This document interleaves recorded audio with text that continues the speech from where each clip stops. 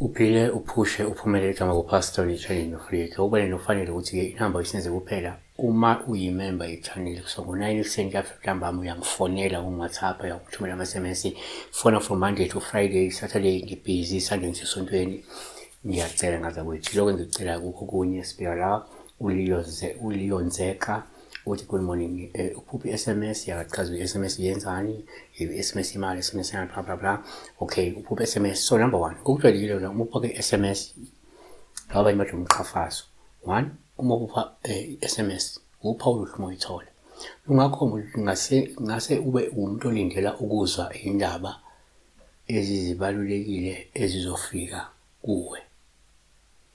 Shuthi sengavela noma ukuthi kukhona indaba ezizofika kuwe ebalekile. 2, kwesinye isikhathi umnyango ibeka kanje, uma uphupha i-SMS ngabe upha uluhlu moyithola ngasho ukuthi kungenzeka kunomuntu ofuna ukundlulisa umlayezo kuwe.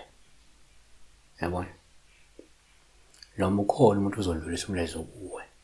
3, kuyenzeka uma uphupha i-SMS ubupha uluhlu moyithola ngasho ukuthi kungenzeka uzozithola impendulo osifunayo kunekudala. Shuthi ngenzeka khona okukhulekelayo, khona okusebenzela phe kwako, ngenzeka ukhulekela isimo esithile, kungenzeka umuntu ofaka ama-CV, ofaka ama-application endaweni ezithize, uzoyithola ngenzeka impendulo maduze yalokho. Ngabe leyo mkhuleko noma lezo zinto lezo ofaka kuzo izicelo zomsebenzi, izicelo zoxhaso njalo njalo, la ufaka khona izicelo ezithile. Yabona? Siyabonga. Be blessed.